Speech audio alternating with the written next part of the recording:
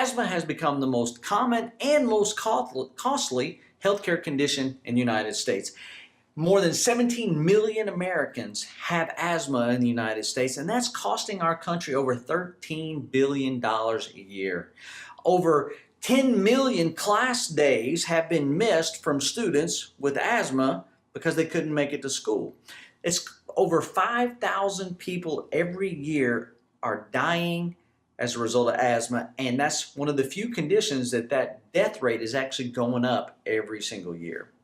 Now, the traditional medical approach obviously isn't working because the numbers are getting worse. We're spending more money and people are dying more frequently. Now, let's look at, first of all, the causes of asthma, where it could possibly come from, and then what's the best way to try to fix it, right? Correct it. So what happens in the case with asthma is when you breathe in, your air goes through your nose or mouth, down your trachea, then it branches off into what are called bronchial tubes that go into the lungs, okay?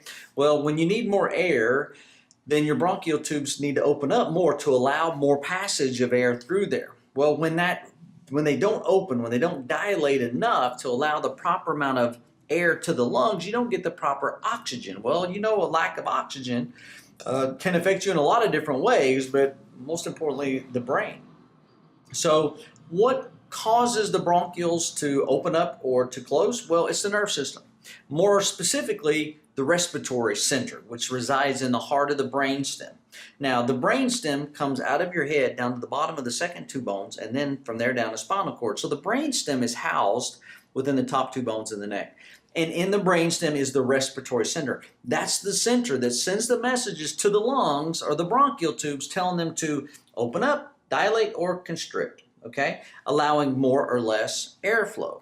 Now, if that process doesn't work the way it's intended, then somewhere between the message from the brain and the respiratory center and the lungs, the message must be getting altered, or else it would work the way it's intended, right? Well, the medical approach is to go in and just take a medication or take a inhaler or something that goes straight into the lung and stimulate those nerves to open up or close, right? As you need it, as you feel you need, you have a lack of airflow, so you go in and stimulate the nerves. Well, what happens if you don't have the medication, or what time it happens if it doesn't get there in time, or what happens if your body just becomes immune to it and eventually just quits working? Well, you don't, obviously you have trouble, right? So what we have found at the Upper Cervical Spine Center is that at the brainstem, where that respiratory center is housed, if one of the top bones in the neck gets out of a line there, it can actually interfere with the messages between the brain and the lungs or the bronchial tubes, so that they don't get the proper message telling them to open up or dilate as they're supposed to, so you don't get proper airflow.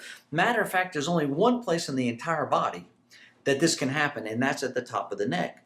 We've helped hundreds, I don't know, maybe thousands of kids with asthma over the years by finding the problem, the cause, at the brainstem and removing the interference there, which then allows the message to get to the lungs the way they're intended and react the way they're supposed to, constricting or dilating, allowing proper airflow. I've had many patients, okay? There's research that shows that up to 100% response as a result of upper cervical care. I think in our office it's probably been about 100%.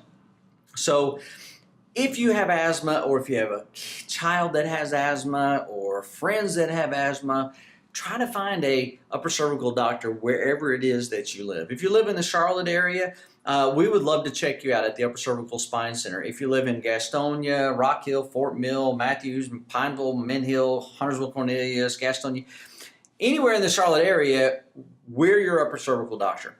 Give us a call, come in. We never charge for the consultation to find out what your needs are and to see if it's something that we think we can help you with. If it is, we'll explain to you exactly what we need to do to try to get your asthma corrected once and for all. If it's not something we think we can help, then we're going to find another specialist that we think can help you, and we'll be happy to refer you to them.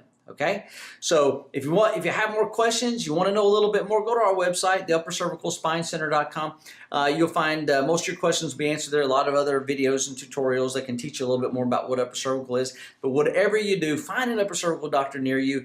Get checked. Get your children checked. Let's see if there's something interfering with the normal communication from your brain to your body. If there is, let's open it up. Let's get 100% flow and let's get your head on straight. And I hope you have a great afternoon, and please share this video. Thank you. Look forward to meeting you soon. Bye-bye.